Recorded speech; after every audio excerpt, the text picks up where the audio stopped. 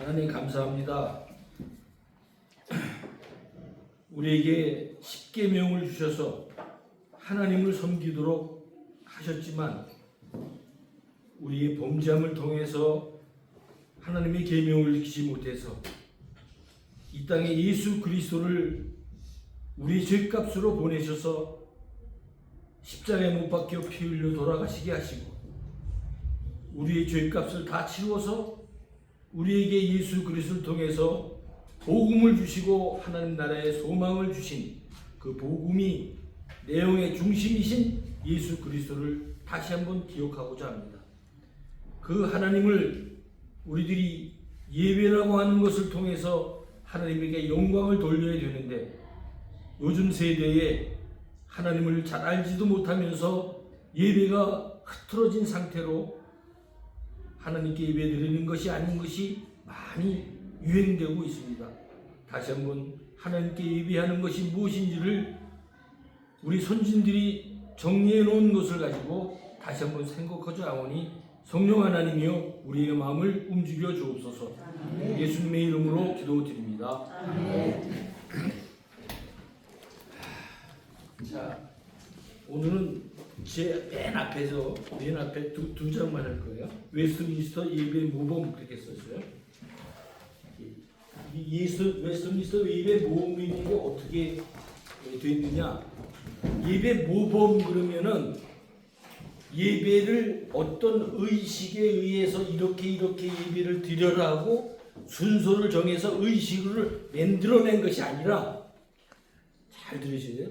의식을 만들어낸 것이 아니라 예배를 어떻게 드려야 하나님이 받을 것이라고 하는 것을 영어는 디렉터라고 했어요. 디렉터. 그래서 여기서 예배 의식이 아닌 모범이라고 한 것은 어떤 의식을 우리한테 가르치려고 하는 게 아니라 우리 선진들이 1600년도에 많은 목사님들과 그때 종교 지도자들, 신학자들이 모여서 만들어낸 것이 예배를 하나님 앞에 어떻게 예배를 드려야 예배를 우리가 우리의 뜻이 아닌 하나님의 뜻을 드러낼 수 있는가에 초점을 맞췄다 이거죠. 그래서 모범이라고 했어요. 모범. 의식이 아니고 형식이 아니고 예배 모범이라고 해서 이 예배 모범을 만들어 놓은 것이 우리 장로교회의 최초의 예배를 드리는 기본이 된 거예요. 기본. 이게 언제 했냐면 1643년도서부터 1649년까지 웨스트민스터 신앙 우리 많이 배웠잖아요. 웨스트민스터 회의라는 게 있어서 웨스트민스터 큰 말하자면 교회죠. 대사원 거기에서 종교회의를 일으키는 거예요. 종교회의를 하는 거예요. 그러니까 지금으로 말하면 목사님들 모여서 회의하는 노회, 총회의 그런 거를 해가지고 거기에서 많은 사람들이 어떻게 우리가 과거에 종교개혁이 일어나기 이전에 캐톨릭에서 미사라고 하는 것을 그 사람들이 그 미사라는 가만히 보니까 미사라는 것이 잘못돼 있구나. 미사라는 걸 알고 나니까 그러면 우리가 하나님을 바로 알았으니까 어떻게 개혁자들이 하나님을 어떻게 예배를 드릴 거냐라고 하는 것을 그때 모여서 하기 시작한 거예요. 그때. 그래서 5년 8개월 동안 회의를 했나. 5년 8개월. 그때는 지금처럼 차가 있어가지고 차 타고 가서 모여서 회의를 하는 것도 아니고 말 타고 여기저기서 굉장히 먼 데서들 모여서들 그 종교회의를 한 거예요. 그래서 우리가 지금 예배 드릴 수 있는 이러한 틀을 다 만들어냈단 말입니다. 그러면 예배 모범은 어디서 나왔느냐라는 것을 우리가 배워야 돼요. 그죠? 예배 모범이라는 것은 종교개혁 일어나기 전에 초기 1200, 그러니까 캐톨릭에서 미사를 들어온 게 한 1500년 정도 초대교회에서부터 중세교회까지 1500년도 동안 이 사람들이 뭘로 예배를 드리냐면 라틴어로 예배를 드립니다. 라틴어라는 말은 로마의 옛날 말이에요. 옛날 고오 옛날 말. 그래서 그 말을 아는 사람은 성도들은 없어요. 성도들은 없어요. 그 말을 아는 사람은 교황, 사제, 대주교, 주교, 사제, 많은 수도원 생활하는 사람들, 이 사람들, 그러니까 지금으로 말하는 신학생들, 신학교에서 그 사람들만이 사용할 수 있고 배울 수 있고 공부한 사람만 사용했던 글이에요. 그렇기 때문에 미사는 뭘로 사용하냐면 라틴어를 사용해서 미사를 드려요. 근데 미사라는 말이 무슨 말이냐면 하나님께 드리는 제사라는 말이에요. 제사. 한자로 보면 또 그런데 한자가 굉장히 어려워. 그래서 내가 여기 안 쓰겠어요. 잘 들으세요. 미사라는 것은 제사를 드리는 거예요. 그래서 캐톨릭에서 미사를 드릴 때 하는 게 뭐냐면 성례의 성찬을 하는 거예요. 성찬. 네? 그래서 미사에 7가지 미사가 있어요. 7가지. 그 사람이 이제 우리는 예배로 안 치지만 우리는 그냥 결혼식 하면 혼인 예배를 드리잖아요. 그래서 목사님이 주례를 하면서 예배를 드리잖아요. 그냥 우리 예배를 드리는데 그 사람들은 그게 말하면 칠성사라고 해서 7가지 성사 중에서 혼인 성사라는 게 있어가지고 그거를 제사처럼 사제가 나와서 떡과 잔을 가지고 마지막에 그 혼인식을 한다는 거예요.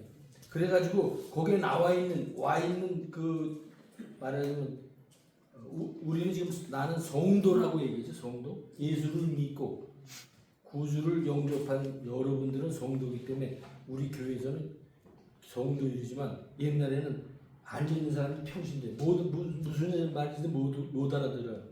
앉아있어요. 여러분처럼 이렇게 앉아있잖아요. 그러면 주교와 대주교 사제가 미사를 드리면서 하는 얘기가 라틴어로 성경도 읽어요. 그 다음에 라틴어로 말하자면 설교같이 말씀을 전한단 말이죠. 그 다음에 라틴어로 성찬을 행해요.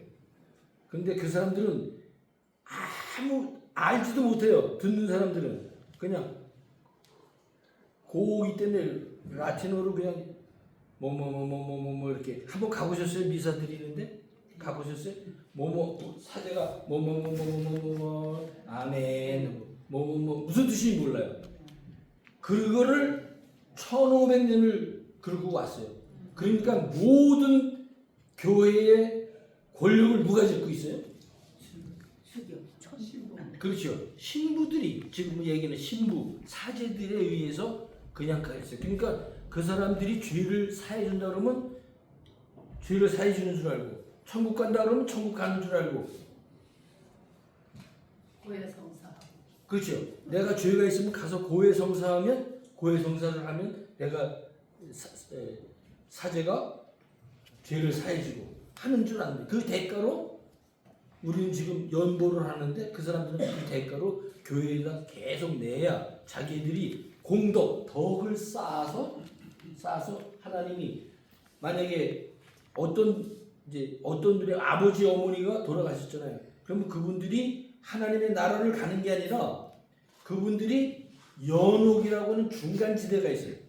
이 세상과 하늘나라와 중간에 연옥이라고 하는 데 있다라는 거예요. 있다라고 가르치는 거예요.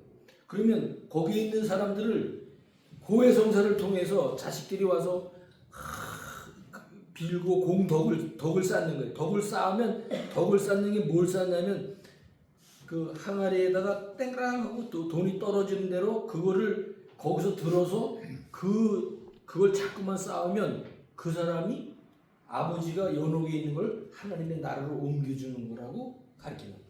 거기까지 가는 거예요. 그래서 나중에는 종교개혁이 일어나기 바로 이전에 마틴 루터에 의해서 종교개혁이 일어나면서 옛날 얘기가 좀 들어보시죠. 이거 허무맹랑한 거 아니에요, 그죠? 허무맹랑하잖아요. 그래서 그렇게 하면서 교회에 많은 부를 쌓고 교회가 점점 커지게 되고 교회에 큰 건물이 피기 위해서 대성당을 지금 유럽에 가면 구경을 하러 다니잖아요. 그 옛날 건물들을 어마어마한 건물들을 짓는데 돈이 필요하니까 면죄부, 죄를 면해준다고 하는 사제에 의해서 면죄부를 팔게 돼요. 그래서 그걸 사가지고 돈을 교회가 내면 교회에서 교회를 짓는 그런 죄까지 범하게 되는 거예요.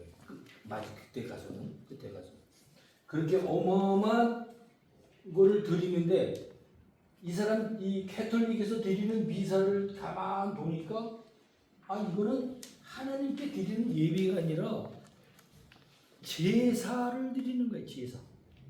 뭐를 하면 예수 그리스도가 요거 잘 들으셔야 돼요. 예수 그리스도가 제물이 돼서 우리의 죄를 대신해서 제물이 돼서 십자가의 형태로서 돌아가셨다. 그래서 제물이 되셨다는 거예요. 예수님이 제물이 되셨다. 그래서 그거를 기념하는 제사를 드리는 거예요. 하나님께 바쳐진다는 거예요. 그래서 하나님께 드리는 제사가 됐던 거예요. 그래서 다 이제 마틴 루터도 그렇고 쯔빙글리 제가 얘기하는 1600년도에 그러니까 1500년도서부터 16세기서부터 17세기에까지 100년, 150년에 걸쳐서 일어나는 종교 개혁의 주된 인물들이 그 중에 마틴 루터라고 하는 사람이 1517년 그가 섬기던 비텐베르크라고 하는 그 대성당에 그 사람이 이제 거기서 대주교였어요. 그러니까 거기서 설교자였어요. 가르치면서 학교에서도 신학교처럼 가르치면서 대주교였어요. 그 사람이 가만히 성경을 보면서 우리가 드리는 거는 제사를 지내는 게 아니구나. 우리가 드리는 건 예배를 드리는 거야. 그래서 거기서 또 개혁이 일어나는 겁니다. 그래서 종교 개혁이 일어나게 되는 거예요.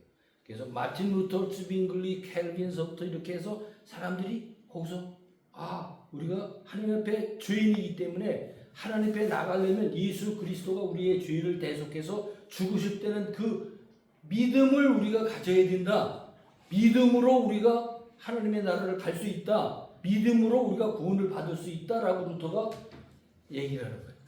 그래서 이제 개혁이 일어나는 거예요. 그때 개혁이 제일 먼저 일어나는데 그 중에 제일 먼저 개혁이 뭐냐면 예배예요. 그래서 제가 예배 모범을 먼저 얘기해요. 예배 모범. 많은 사람들이 들어왔으면 좋겠는데 왜 안 들어오지? 이런 건 목사님 설교할 때 듣는 게 아니잖아요. 제가 안 계실 때 이런 거 하는 거는 사실 이거를 제가 몇 년을 연구하면서 공부해서 재료를 만든 건데 왜 안 들어오는지 모르겠는데 들어올 만한 사람들이 내가 안 들어오는 것 같아가지고 자 그래서 이 사람들이 미사를 예배로 바꾸는 일을 하는 거예요. 미사를 예배로 바꾸는 거예요. 그러니까 우리가 사람들 많이 아는 것 같지만 실제로는 잘 몰라요. 캐톨릭에서 뭘 하는지. 예? 그럼 우리가 예배 와서 예배 드릴 때 우리가 와서 예배 드릴 때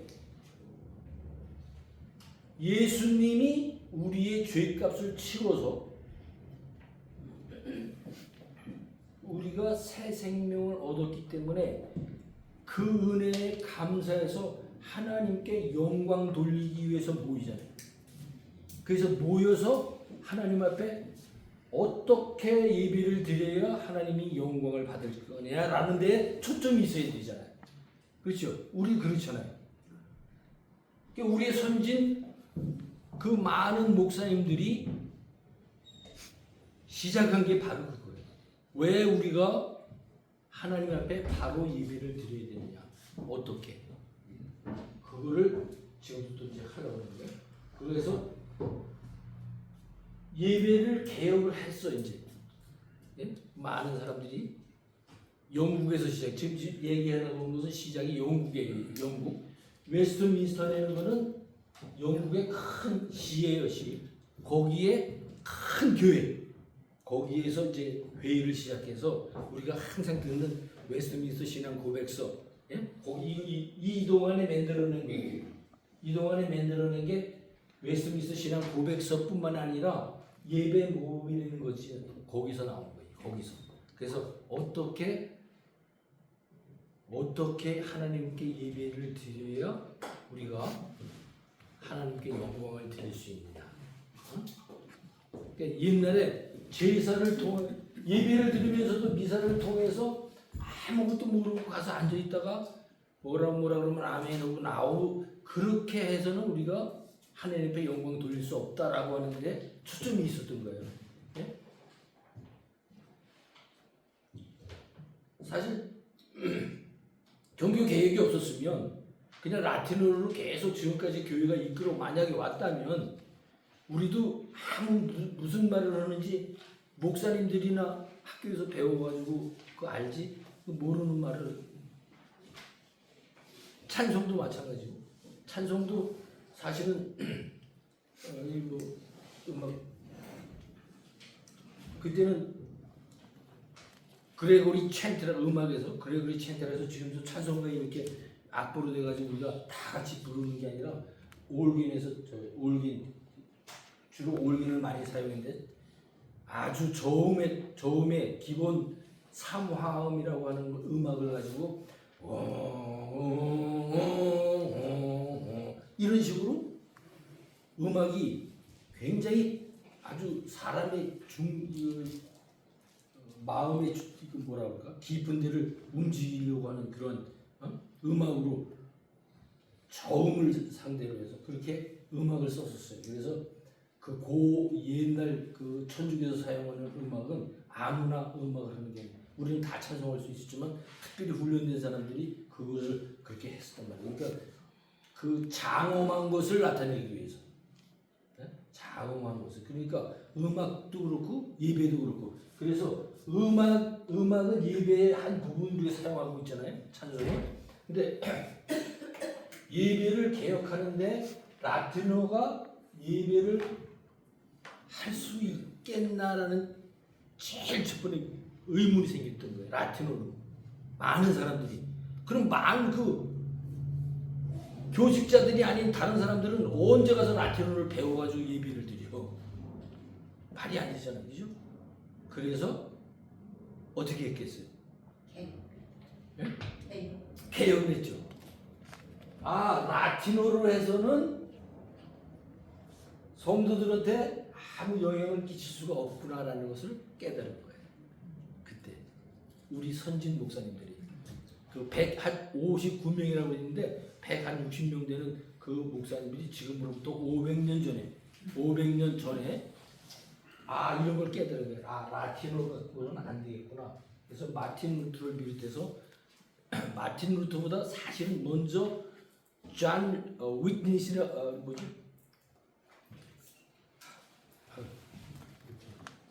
한 100년 전에 마틴 루터 100년 전에 이미 개혁을 가지고 위트니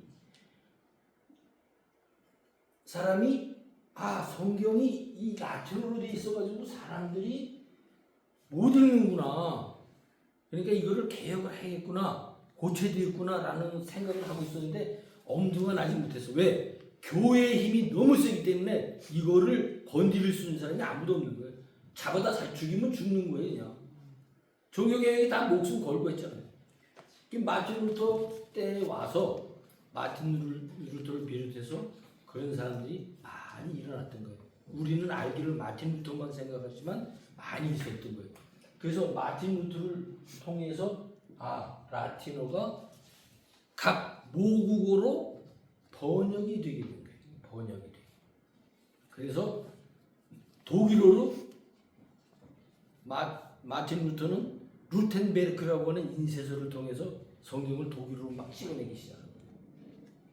그 다음에 영국에서는 스카틀랜드, 영국이 이렇게 길잖아요. 그 우쪽을 갖다 스카틀랜드라고 그러는데 우리말로 스코틀랜드라고 그러죠. 거기에서 시작을 해서 영국말로 영어를 짓기 시작해요. 영국말로 이렇게 번역이 되는 거고, 독일어로 번역이 되는 거고. 그래서 이제 자기의 모국어로 성경을 보기 시작하는 거예요. 그러니까 성경을 보니까 이게 무슨 뜻인지 알 거 아니에요. 자기네는 말을 읽으니까. 그래서 거기서 예배의 모범이 되는 것을 만들 수가 있었던 거예요. 어떻게 우리들이 예배를 드려야 하나님이 정말 받으시는 예배를 드릴 수 있는가? 그러면 어떻게 우리는 성경을 보고 믿음을 가져야 되느냐? 믿음을 가진 사람이 하나님 앞에 예배를 드릴 수 있으니까. 그렇죠? 지금도 마찬가지지만 그때는 많은 사람이 구경꾼이었어요. 모든 책을 보면 이 연구하고 공부하면서 이 책들을 보면은 많은 사람이 의식 없이 가서 앉아 있는 거예요. 그러면 뭐예요? 구경꾼이죠. 구경꾼. 이거 아주 이거 멋있게 하는구나. 이렇게 하고 이렇게 하는 거구나. 교회 다니는 게. 그런 사람이 그때만 있었을까요? 지금도 있을까요? 예? 지금도 있죠. 확실히 있어요. 지금도. 그래서 예배는 모범이 돼서 계속적으로 개혁이 필요할 거야, 아닐까요? 무슨 개혁일까요? 성경으로 돌아가는 개혁이죠. 성경으로.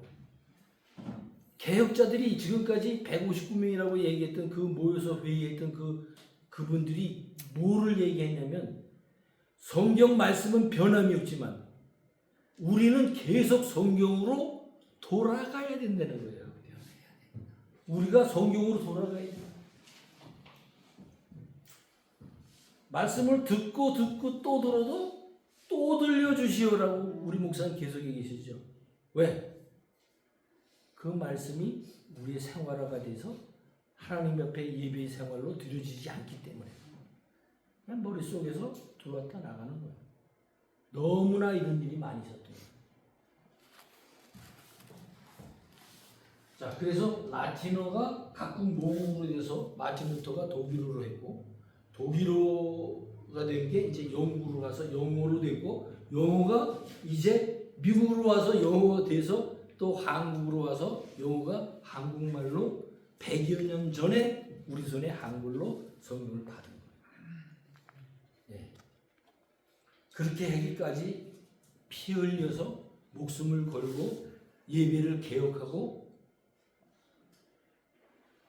이 캐톨릭이라고 하는 어마어마한 이 세력에서 우리 개신교로 많은 사람들이 목숨을 걸고, 그래서 여러분 들으셨죠? 퓨리탄, 프로테스탄트. 왜냐하면 하도 무서우니까, 이 캐톨릭이 너무 무서워서 이거를 도망나면서 성경을 보존하려고 해서 퓨리탄을 해서 이 미국으로 청교도 들으셨죠? 청교도. 그래서 미국으로 도망오는 거예요. 얼마나 무서우면 죽이니까. 그래서 성경 갖고 돌아와서 우리 한국까지 와서 100여 년이 지난 다음에 한국으로 갖고 와서 우리가 한국말로 성경을 들을 수 있는 거예요. 그래서 종교 개혁, 예배의 개혁은 마지막으로 제가 거기다 썼을 거예요. 하나님이 주신 선물이다. 하나님이 주신 선물인 거예요. 예배의 개혁은 하나님이 주신 선물이다. 한번 짧으니까 읽어보겠습니다. 누가 한번 읽어주실래요? 16, 17세기 종교개혁 초기 예배의 개혁이 필요하게 되었다. 가톨릭의 미사, 즉 사제가 집례하는 미사는 성경을 라틴어로 배운 자, 수도사, 현재 신학원으로 생각하면 이해 가능합니다. 사제들에 의해 주문을 외우는 형식, 성경 말씀을 듣는 것으로 진행되었기 때문에 예배의 개혁이 필요함을 알게 되었다. 초기 개혁자들에 의해 성경을 각 나라 글로 번역하게 되며 예배의 형식을 바꿔야 할 때가 되었다고 느꼈다. 1637년 스코틀랜드 교회가 공동 기도서를 거부하게 되는데 예배 개혁의 시작은 잉글랜드 지역 영국 성공회에서 벌여온 중앙 집권 국가 주도의 교회 체제를 구축하고 국가 안에서 예배 형식과 가르침이 일치되어야 한다라며 공동 기도서 죄송합니다. 기도서 맞습니다. 네. 로서로 되네. 또 오타가 났네. 공동 기도서라는 예배 시나리오를 만들게 된다. 바로 캐톨릭의 라틴어 예식에 의한 미사가 아니라 대신하여 만들어진 예배의 형식이다. 즉 이름만 개신교이지 사제로부터의 권한에서 국가가 통제하는 권한의 예배 형식으로 바뀐 것뿐이었다. 다시 교회를 국가의 권력에 의한 우민 정책으로 신여 노릇하는 교회로 타락하며 전락하게 되는데 스코틀랜드 장로교회가 이에 따르도록 강요당한다. 이때 스코틀랜드의 젊은 신학도 장로교 지도자 조지 길레스피에 의해 반공동기도서라는 항의서를 내어 바른 예배 형식을 위한 웨스트민스터 총회에서 예배 모범이란 주제로 모여 성경을 기초로 하여 예배의 요소를 찾고 찾아 우리가 사용하는 예배 형식에 가까운 형식을 갖추게 하는 예배 개혁을 이루어낸다. 예, 감사합니다. 예, 제가 지금까지 말씀드렸던 걸 지금 글로 표현을 한 거예요. 이건 글로 표현한 거예요. 그래서 이 만들어낸 게 교회가 그러면 캐톨릭의 미사로부터 우리가 개혁이라고 하는 예배의 형태로 모여야 되겠다. 그렇게 이제 로마 교황청에서부터 독립을 선언을 하게 되니까 우리가 예배를 드릴 때 너무 억압을 받아서 그러니까 교황이 지시하는 대로 각 교회들은 다 그렇게 했던 거예요. 그게 로마 캐톨릭의 예배였단 말이죠. 그러니까 형식이 똑같아. 이렇게 하는 대로 똑같이. 그런데 이제 교회가 개혁이 돼서 로마 캐톨릭에서 이제 우리는 이렇게 해서 예배를 드려야 되겠다라고 하니까 억압을 해서 영국 국교회, 그러니까 그때는 교황이 세계를 지배할 때니까 지금 여기서 세계라고 하는 것은 유럽을 얘기하는 거예요. 유럽. 그러니까 프랑스, 독일, 영국, 네덜란드, 스페인, 그 지역을 이제 세계로 보는 거예요. 세계. 그 모든 그 지역의 교회들은 교황이 지시하는 대로 나라를 다스리는 국왕을 교황에 의해서 거기에 다스리는 대주교가 왕건을 씌워줘서 정치를 했다. 그러니까 나라를 다스리는 거는 교황이었어요. 교황. 어느 나라고. 그때 개혁하기 전에. 그러니까 그 교회에서 개혁을 하고 보니까 각 교회에서 우리가 예배를 드려야 되겠다. 이제 우리말로 성경에도 이렇게 라틴어로만 하는 게 아니라 어떤 형식에 의해서 미사 드리는 것이 아니라 예배를 드리겠다 그러니까 교황에서 no, 안 돼. 니네 마음대로 할 수 없어. 그리고 만들어낸 게 공동 기도서라는 것을 만들어낸 거예요. 공동 기도서, common prayer라고 해서 공동 기도. 이건 뭐냐면 순서를 짜서 내가 교황이 허락하는 대로 예배를 드려야 돼라는 얘기. 그러니까 조금 아까 읽었지만 조지 글레이스피라고 하는 젊은 신학도예요. 그때 20대 초반의 신학도인데 성경을 이제 라틴어로 공부하다 보니까 이제 예배를 개혁해야 되는데 이거는 말도 안 돼. 우리의 예배를 우리가 하나님 앞에 예배 드리는 것을 어떤 짠 형식에 의해서 주문을 외듯이 또 기도를 하라고 해요. 여기에 맞춰서 할 수 없어. 그리고 반기를 듭니다. 이때 목숨을 걸고 하는 거예요. 이 청년이. 그러면서 그것을 그 스코틀랜드 북쪽에 있는 청년인데 웨스트민스터 회의를 하는 이 중이에요. 여기에 제안을 합니다. 웨스트민스터 지금 모인 159명이 5년 반 동안 회의를 하고 있어요. 5년 반 동안. 그러니까 교회가 개혁하는 게 얼마나 힘들었으면 5년 반 동안 회의를 해서 우리가 예배 드릴 수 있는 성경도 제대로 나오고 교리도 제대로 나오고 언어로 된 성경들을 우리한테 줬냐면 얼마나 힘들겠어요. 아까도 얘기했지만 말 타고 다니면서 회의를 했을 거예요. 그러면 그 먼 데를 다니면서 목숨을 걸어가면서 했다는 그 사람이 이거를 반대를 하는 거예요.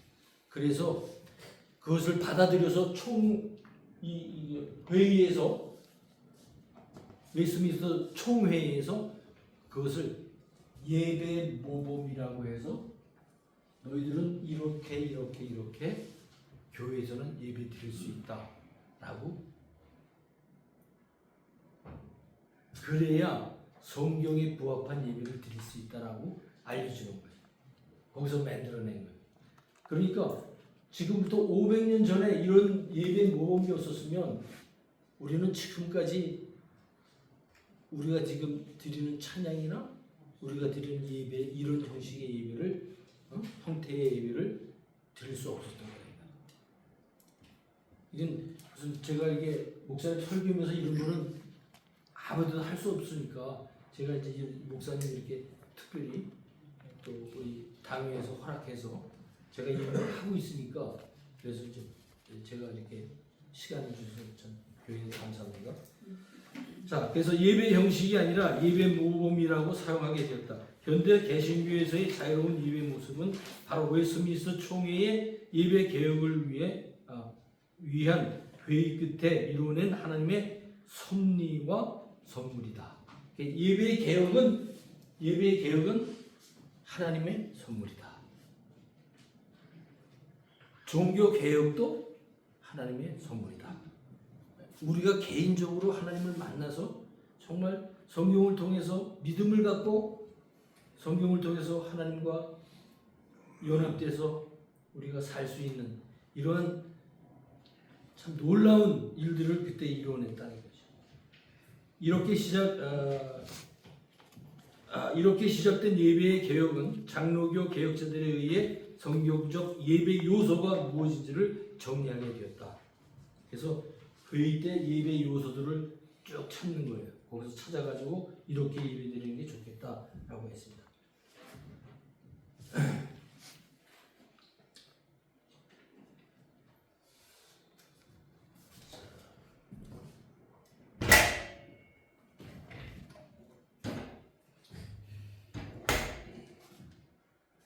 자, 우리 목사님이 지금 가시기 전까지 뭐에 대해서 설교하셨어요?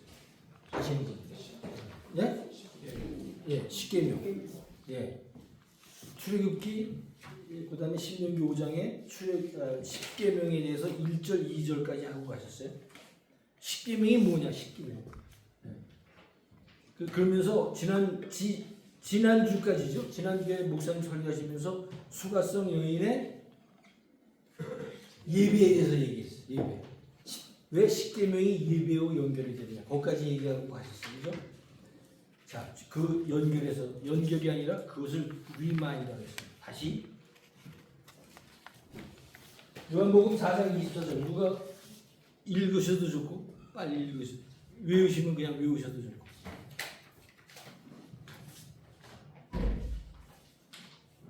가면서 저 시기를 보니까 7시간이야. 지금요? 지금 1시 15분입니다. 1시 15분. 네. 예. 네, 알았습니다. 하나님은 영이시니 예배하는 자가 신령과 진정으로 예배할지니라. 예.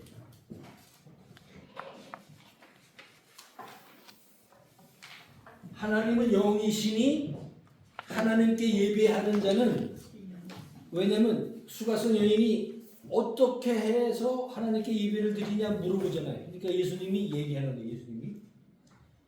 근데 요 구절이 예배의 가장 귀한 구절, 중요한 구절인데 요 구절을 한국 번역이 너무 많이 바꿔가면서 오역을 했습니다. 잘못 번역이 되는 게 너무 많이 있어요. 어떻게 되냐면 하나님께 예배하는 자는 영과 진리로 예배할지니라. 이렇게 한 데도 있고요. 또 어떤 데는요. 하나님께 예배하는 자 잘 보세요. 예배하는 자는 신령과 진정으로 예배할지니라. 이렇게 생각나세요? 생각나죠? 네. 다 나죠? 영과 진리로 한 데도 있고 신령과 진정으로 라고 얘기했어요. 그러면 하나님께 예배하는 자는 신령이라면 내가 신령이 해야 되잖아. 그죠? 그런 뜻이 신령과 진리로 그러면 내가 진리에 가까운 그런 생각을 하고 하나님 앞에 예배를 드려야 되는 거라고 생각이 되잖아요. 내가 하는 것. 꽤 많은 번역에 오역이 있었던 거예요. 그래서 지금은 그렇게 안 나오고 영과 진리로까지는 해놨어요. 근데 이것도 조금 번역은 원래의 뜻을 제일 가깝게 해야 되는 거잖아요. 그죠? 근데 영어 성경을 제가 보겠습니다. 영어 성경. 잘 보셔야 되는 게, 보세요, 여기. 영어 성경도 우리가 이렇게 된 것처럼 혼동이 되도록 되어 있는 게 많이 있어요, 번역이. 네. God is spirit and his worshippers must worship in, 이 잘 보세요. 여기 로로 되어 있는 거. In spirit and in the truth. 이렇게 되어 있어요. 영어로 보면. 근데 제가 얘기하려고 하는 건 요걸 얘기해요.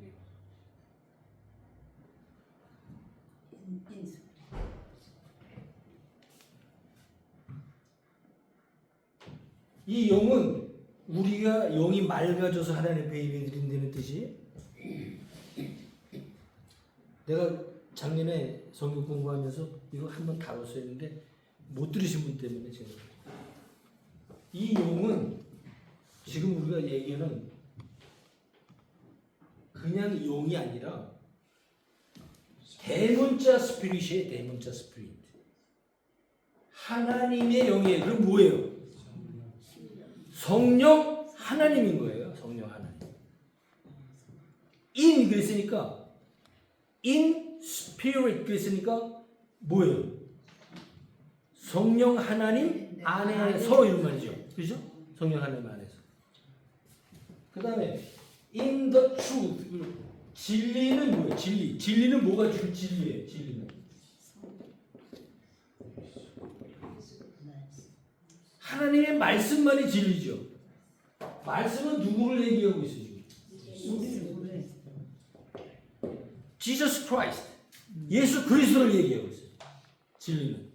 그러면 어떤 번역이 옳을까? 제가 이걸 많은 영어 성경도 뒤져봤고, 지금 개혁신앙에서 얘기하고 있는 중심적인 줄거리가 어떤 거를 찾아보니까, 지금 웨스트민스터 신앙 우리 목사님 가르쳐 주신 신학교 조직 신학 교수신 마이클 홀튼이라고 하는 교수님이 계세요. 뭐 저서가 엄청나죠. 그리고 지금 세대 개혁주의 신학자 중에서 정말 성경을 가장 깊고 정확하게 가르쳐 주신 분이라고 누구나 다 믿고, 그분의 그래서 제가 이 스피릿은 대문자일 수밖에 없다는 거예요. 그분 내가 하는 얘기가 아니에요. 그분이 하는 얘기. 이 스피릿은 그냥 우리가 갖고 있는 영이 아니다 이런 거예요. 대문자 영, 대문자로 써야 된다 여기는. 그래서 지금 대문자로 나온 성경도 꽤 있어요. 그 스피릿이 아니라 홀리 스피릿이 하나님인 것입니다. 그래서 하나님과 성령 하나님과 성자 예수님이신 진리의 안에서 성부 하나님께 예배하는 거다라고 가르치는 거예요. 예수님이. 공감하시죠? 언더스탠 하시죠? 저는 이거를 수년 전에 이거를 깨닫고 너무너무 깜짝 놀랐었어요. 그래서 제가 영어 성경을 여러 개를 찾는데 ESV라고 하는 성경에서 보니까 대문자로 되어 있는 거예요. 야, 이게 하나님이 우리에게 주신 선물은 바로 깨닫는 거구나. 말씀을 통해서.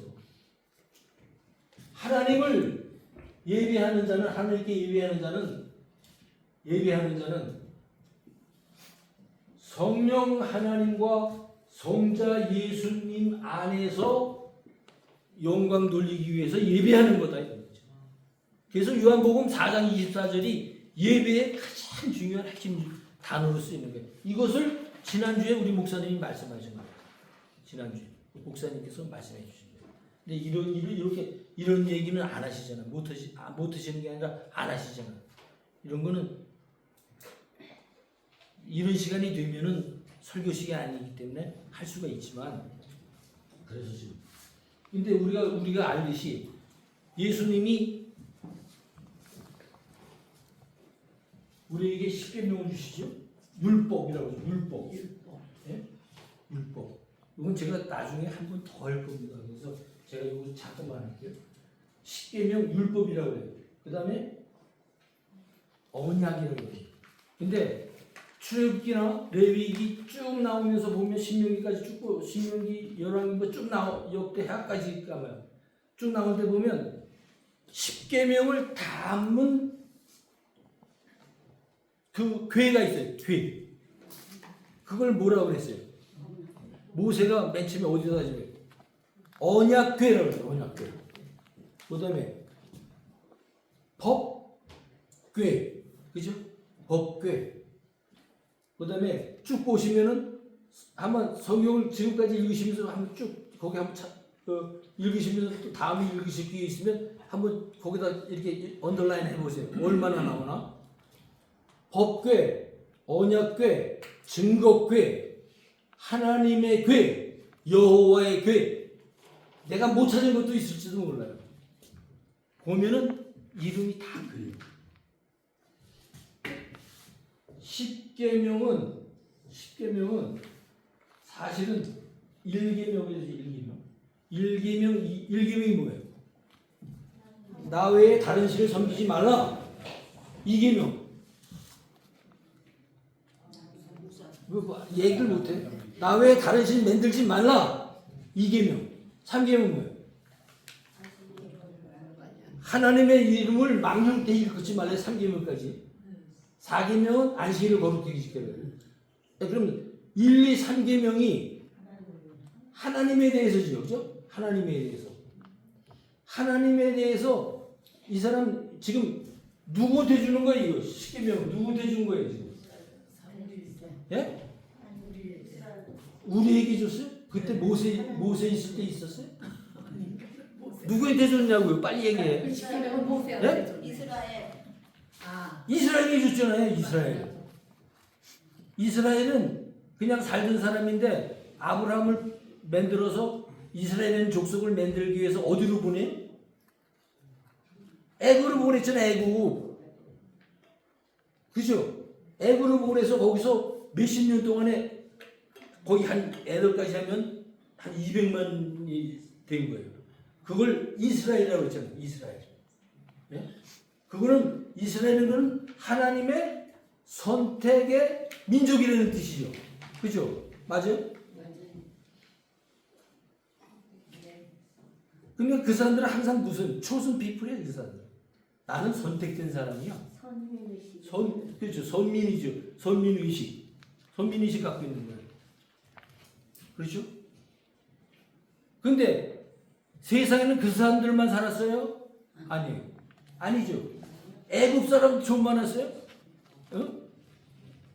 아시아 사람 좀 많았어요? 세계에 좀 많은 사람 민족들이 살았을 거 아니에요. 그죠? 근데 그거는 누구한테 줬어요? 이스라엘한테 줬어요. 이스라엘. 다른 사람인지 몰라요. 다른 사람들은. 이스라엘한테 십계명을 줬어요. 이거는 십계명을 주면서 1계명 나 외에 다른 신을 섬기지 말아라. 그러면 그 뜻은 뭐예요? 다른 사람은 다 죄를 날 수가 있으니까 나만 섬겨. 그 말은 똑같은 말이죠. 나만 믿어. 나만 믿고 따라와.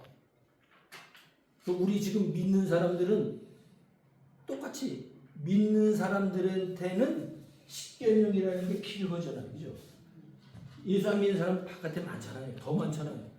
그 사람들은 십계명이 뭔지 모르고 살아도 상관없잖아요. 우리하고 다르잖아요. 자, 십계명이 가리키려고 하는 건 뭐냐? 나 외에 다른 신을 섬기지 말아라. 이 다른 신은 이 세상에 신이라는 것은 나밖에 없다. 그래서 하나님을 유일신 하나밖에 없다는 거예요. 신은 나 외에 다른 신은 없다라고 가르치는 거예요. 그러니까 나만 따라라 라고 하는 것이 나에게만 예배하라 이 말이죠. 그래서 지난주에 목사님이 일계명을 가지고 우리에게 가르쳐 주신 것이 요한복음 4장 24절. 그 사람들이 어떻게 예배를 드려야 되느냐? 어떻게 우리에게 예배를 드리냐?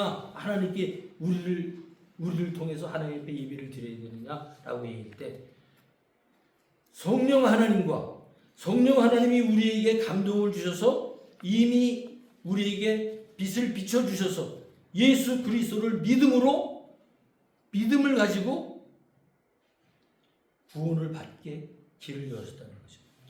거기에서 성찬을 통해서 우리에게 뭐를 주신다고 했어요? 예수 그리스도가 우리의 뭐가 되신다고요? 새 언약. 언약, 새 언약을 우리에게 주시는 거예요.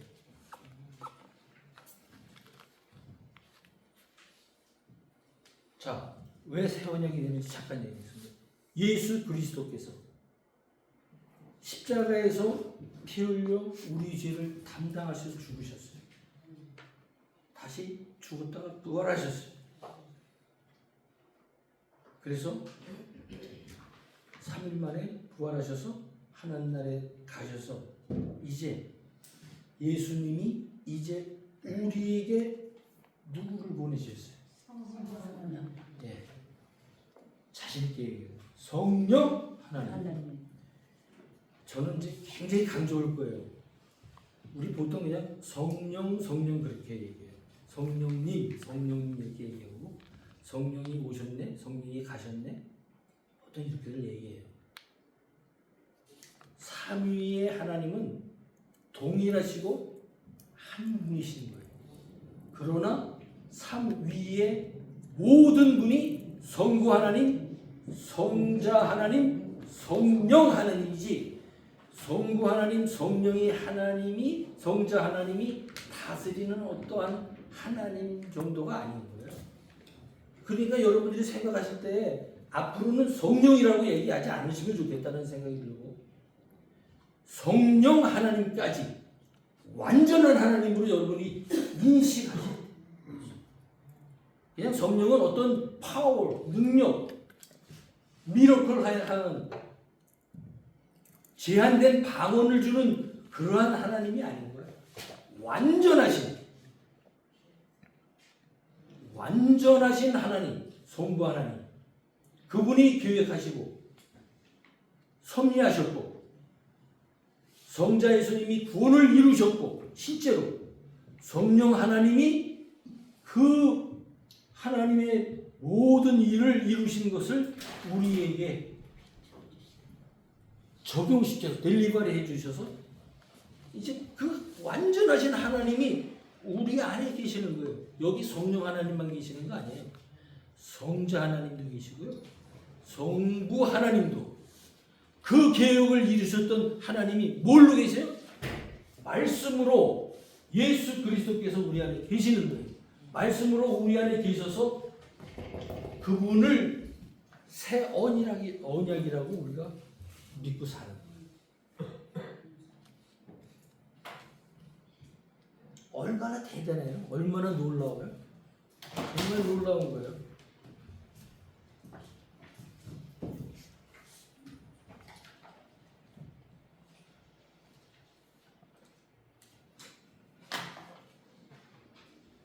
마지막으로 한번 찾아보겠습니다. 갈라디아서 3장 24절 누가 한번 찾아보시죠.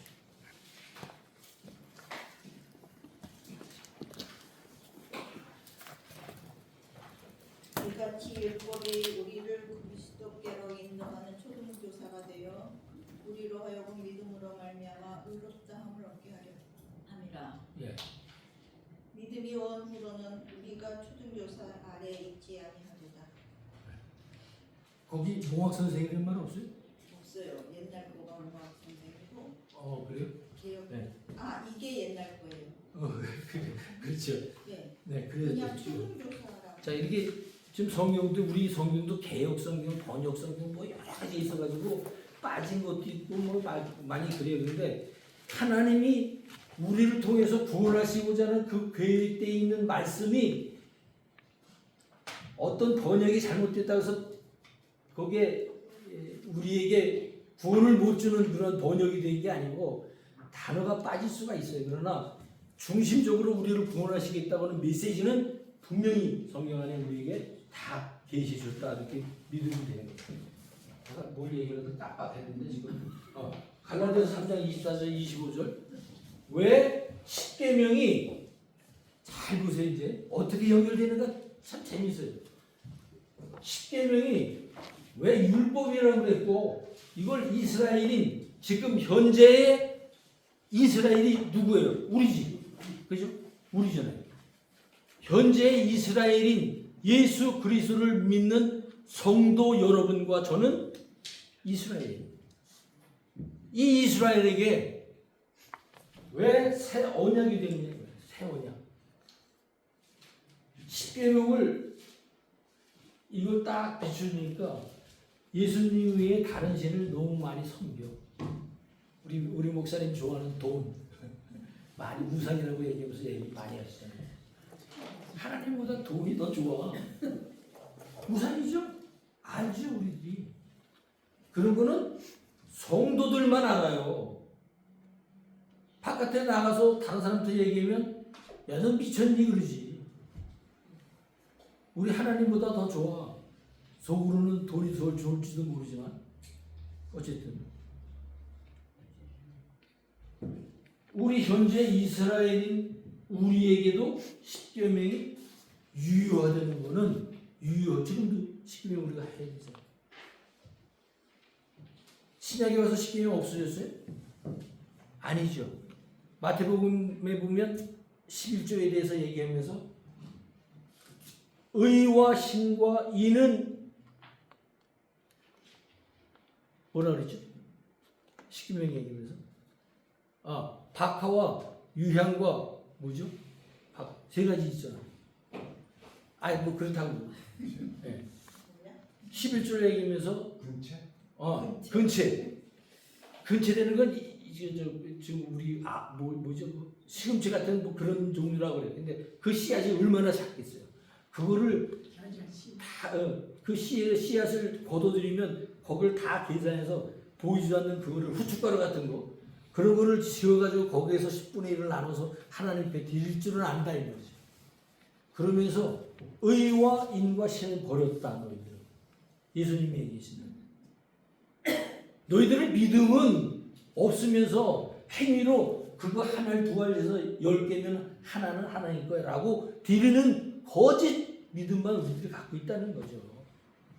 그런 우리 이스라엘 우리들인데 십계명이라는 게 없었으면 우리의 죄를 비춰낼 반사해서 이 십계명이 없으면 여기서 가르치려고 하나님이 원하시는 것은 너희들의 죄가 이렇다고 하는 것을 가르쳐 주려고 하는데 그것을 가르치기 위해서 십계명이 필요한 거예요. 그래서 이게 여기에서 십계명이 가르치는 것은 누구를 가르치고 있어요? 십계명이 죄를 드러내게 하잖아요. 십계명 난 하나님만 섬기는 아들이 우성도 섬기고 돈이 너무 좋아. 이 죄인이 드러났잖아요. 네? 죄가 드러나면 죄를 해결해야 되잖아요. 내가 스스로 해결할 수 있어요? 그럼 누가 필요해요? 그렇죠. 죄가 드러나게 하는데 목적이 있었던 거예요. 십계명.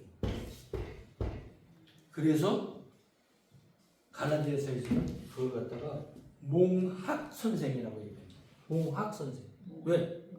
죄를 드러내게 하면 죄가 없애게 하려면 누구를 바라봐야 돼요? 네? 예수 그리스도를 바라봐야지.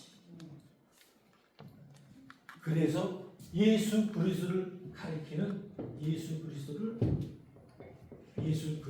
가리키는 인도하는 십계명은 죄를 드러내게 해서 예수 그리스도께로 죄인을 인도해 나가는 역할을 했다고 해서 몽학 선생이라고 해요. 몽학 선생. 몽학 선생은 애들을 이렇게 끌고 다니면서 인도해 나가는 선생을 가르치는 선생을 얘기해요. 네? 그래서 그분이 가르치는 건 우리에게 가르쳐 주는 것은 새 언약, 예수 그리스도를 통해서 그 언약이 십계명 율법 언약이라고 하잖아요. 새 언약이신 예수 그리스도. 그래서 새 언약이다라고 얘기해요. 새 언약. 정리가 되셨습니까? 네. 정리가 되셨습니다. 5분 남은 것 같습니다. 자, 정말 우리가 하나님 앞에 예배하기 위해서 모여서 예배하는데 이제 다음 마지막 시간에 제가 포스트 모더니즘 다원주의에 대해서 잠깐 얘기 드릴 건데 그때 가서 다시 한번 하지만 우리가 이 세상에 많은 신들이 있다고 그래요. 지금 옛날이나 지금은 똑같아요. 지금 성경 역대하까지 읽으셨죠? 성경 역대하까지 읽으면서 이스라엘 그 많은 왕들과 그 사람들이 지나가면서 얼마나 많은 배반을 합니까? 야, 나 같아도 그 정도는 안 할 것 같아. 가만보면 나 좀 뭐랄까 이 면스러워서 하나님 앞에 죄송해서 그 짓은 안 할 것 같아. 오늘 멀쩡하다가 내일은 산당 짓고 거기 가서 빌고 이게 뭐 한두 번이지 한두 번. 근데 지금 열왕기하 구약 지금 역대하까지 읽으면서 그 모습이 이스라엘 백성의 모습이에요. 근데 또 누구의 모습이에요? 그렇죠. 우리 신경질 집사님 모습이야. 내 모습이야, 내 모습. 그렇게 깨달았다면 성경을 읽으면서 바로 깨달고 계시는 거야. 야, 나 이런 사람이었구나. 이런 사람이구나. 앞으로도 계속 이럴 건데. 여러분 오늘까지만 예수가 필요해요? 내일도 필요해요. 그래서 예수님이 우리에게 선물인 거예요. 내일도 필요하고 모레도 필요한 거예요. 기도하겠습니다.